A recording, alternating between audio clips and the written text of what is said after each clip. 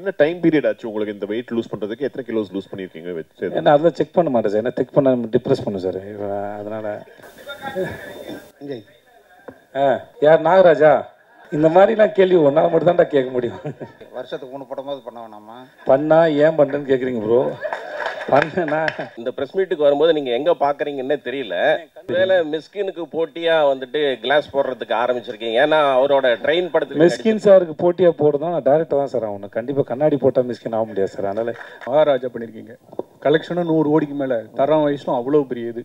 அந்த படத்துக்கு அப்புறம் இந்த படம் வருது, எப்படி இருக்கு? நடுவில் விடுதலை பாகம் 2 வந்ததே சார். என்ன சார் நீங்கள் எவ்வளோ பெரிய படம் சார் அது? மன்னிச்சுக்கோங்க சார். நான் நடித்து நான் ரொம்ப பெருமைப்படுற படம் சார். எனக்கு வந்து ஓகே சார், சாரோட ஒர்க் பண்ணதாக இருக்கட்டும், விடுதலை 2 இருக்கட்டும், அதெல்லாம் வந்து என்னைக்காவது இப்போ வாழ்நாளில் கிடைக்கிற பாக்கியம் சில படங்கள் வந்து.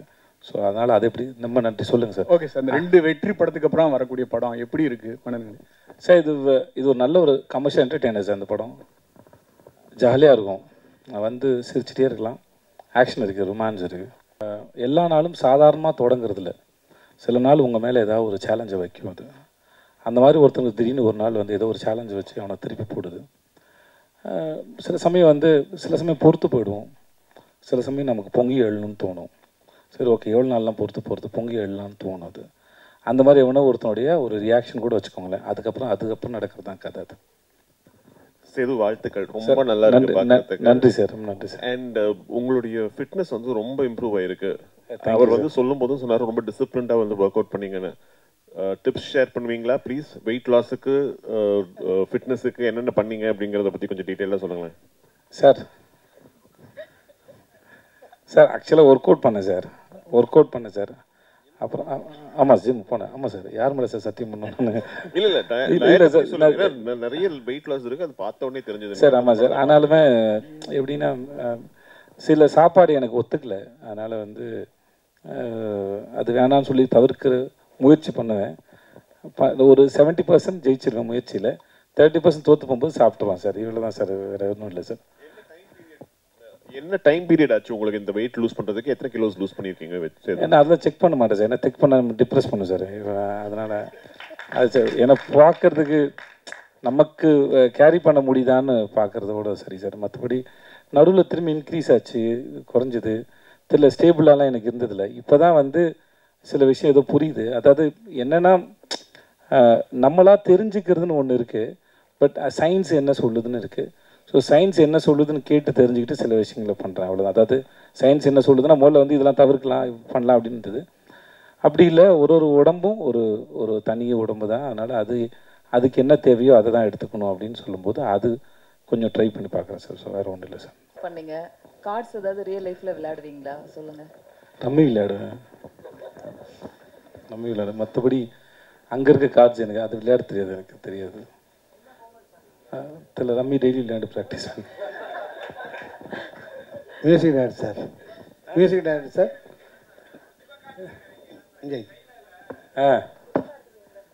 யார் நாகராஜா? இந்த மாதிரிலாம் கேள்வி ஒன்றால் மட்டும் தான்டா கேட்க முடியும். இல்லைடா, அது ஆக்சுவலாக அந்த சீனில் அது வச்சோன்னே என்ன மாதிரியா இருக்குன்னு கேட்டோன்னே அது யோகி பாபு சார் கொடுத்த கமெண்ட். அவரையும் சொன்னார், சிவாவையும் சொன்னார், இன்னொரு ஹீரோவையும் சேர்த்து சொன்னார். அது படத்தில் இருக்குன்னு இருக்கா அப்படி சொன்னார். இல்லை இவர் மாதிரி இருக்குல்ல, அவர் மாதிரி இருக்குன்னு சொன்னாப்புல. ஸோ அது 3 பேர் சொன்னாரா? 3 பேர் சொன்னார். அவர் ஒரு டைமிங் தான், அது வேறு ஒன்றும் இல்லை. ஓகே தானா? வேறு ஏதாவது கேள்வி இருக்கா சார்? மியூசிக் டைரக்டர் சார் எதிர்பார்க்குறாரு அவர். சார் ஒரு நிமிஷம் இருங்களேன் ஐயா. நாகராஜ் கேள்வி கேட்டிருக்கான்.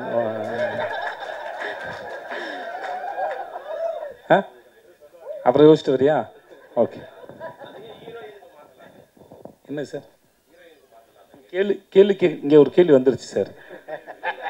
சார் ரொம்ப மைக் வச்சுட்டு இருக்கா சார்? ப்ரோ பீட்சா படத்துக்கு அப்புறம் வரிசையாக 3, 4, 5, 6, 7 படம்லாம் வருஷத்துக்கு பண்ணியிருக்கீங்க. போன வருஷம் 3 படம், இந்த வருஷம் இப்போ தான் அக்கௌண்ட்டே ஆரம்பிக்குது. இப்படி இருந்தால் எப்படி வருஷத்துக்கு 3 படமாவது பண்ண வேணாமா? அதான் ப்ரோ. என்ன ப்ரோ பண்ணால் ஏன் பண்ணுறேன்னு கேட்குறீங்க ப்ரோ?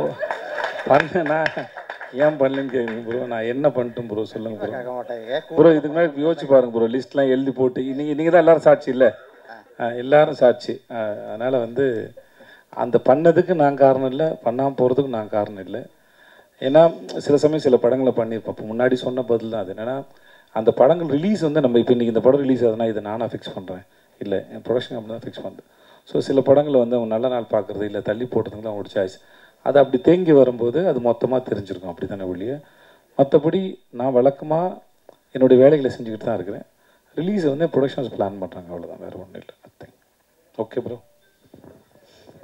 விஜய் சேவி சார், நீங்கள் இந்த வர்ணம் படத்தை பற்றி பேசுனீங்க, அவர் ஹெல்ப் பண்ணார்னு. அது வந்து எப்போமோ அந்த படம் நடுவில் கொஞ்சம் பக்கத்தை காணும் சொன்னீங்க, நன்றி இதை பற்றி சொன்னீங்க. அதே மாதிரி நீங்கள் நிறைய பேருக்கு தயாரிப்பாளருக்கு, நடிகர்களுக்கு, கேமராமேனுக்கு எல்லாம் நிறைய வாய்ப்பு கொடுத்துப்பீங்க. அவங்களாம் நன்றியோடு இருப்பாங்களா? அவங்க அப்படி இல்லாமல் இருக்கும்போது உங்கள் மனநிலை எப்படி இருக்கும்?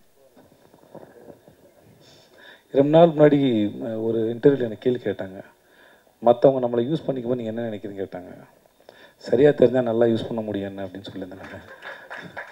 ஸோ அதே போல் தான் இது. மற்றபடி சார் இப்போ யாருக்காவது எதையாவது இப்போ இவர் எனக்கு ஒரு உதவி பண்ணாருன்னு வச்சுக்கோங்களேன், இவன் நாளைக்கு வந்துடுவான், இவனை வச்சு படம் பண்ணுவான்னு நினச்சி பண்ணுறதில்ல.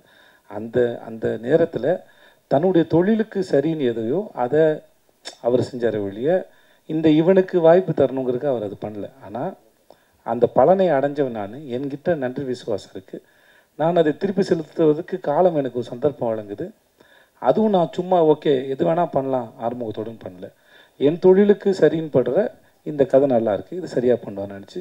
ஸோ அந்த காலம் அந்த தொழிலுக்கான நியாயங்கிற தராசில் வச்சு தான் அது ரெண்டு பேரும் ஒருத்தருக்கு ஒருத்தர் பரிமாறிக்கிட்டோமே ஒழிய இது கிடையாது. ஸோ பட் ஆனால் எனக்கு அன்னைக்கு தேதிக்கு அந்த வேலை எவ்வளோ பெரிய வேலை செஞ்சதுன்னு இருக்குல்ல இவர் செஞ்ச. ஏன்னா அது வந்து எப்படின்னா யாருடைய பார்வையாவது நம்ம மேலே விழுந்துடாதா அப்படிங்கிற ஒரு ஏக்கத்தோடையே அது தெரிகிற ஒரு காலகட்டம் தான். ஓகே, அந்த மாதிரி ஒரு சந்தர்ப்பத்தில் காலம் சரியாக கணிஞ்சு வரும்போது ஒருத்தர் வந்து உங்களுக்கு வந்து ஓகே நீங்கள் இங்கே இருந்துட்டீங்க, ஓகே இதுக்கப்புறம் இந்த சீட்டுக்கு நான் வந்து போங்க அப்படின்னு சொல்கிறாங்க. அந்த நிகழ்வு என் வாழ்க்கையில் இவருக்கு சாதாரணமாக இருக்கலாம். நம்மளும் இப்போ நீங்களோ நானோ இங்கே இருக்க எல்லாருமே வந்து சாதாரணமாக வரும்போது நம்ம யாருக்கோ ஒருத்தருக்கு ஒரு சின்னதாக ஒரு வேலை செஞ்சுருப்போம். அது அவர்கள் வாழ்க்கையில் என்ன பண்ணுது. மெய்யழகன் படத்தோட கதையை போல தான். அரவிந்த் சாமி சாரோட ஃபேமிலி ஒரு சைக்கிளை கொடுத்துட்டு போனதில் ஒரு குடும்பம் வந்து எவ்வளோ பெருசாக அடுத்த கட்டத்துக்கு நான் வந்து போச்சுங்கிறது இல்லையா. அவங்க கொடுக்கும்போது இந்த வச்சு சைக்கிளை வச்சு வாழ்க்கையில் முன்னேறுப்பா அப்படின்னு கொடுக்கல.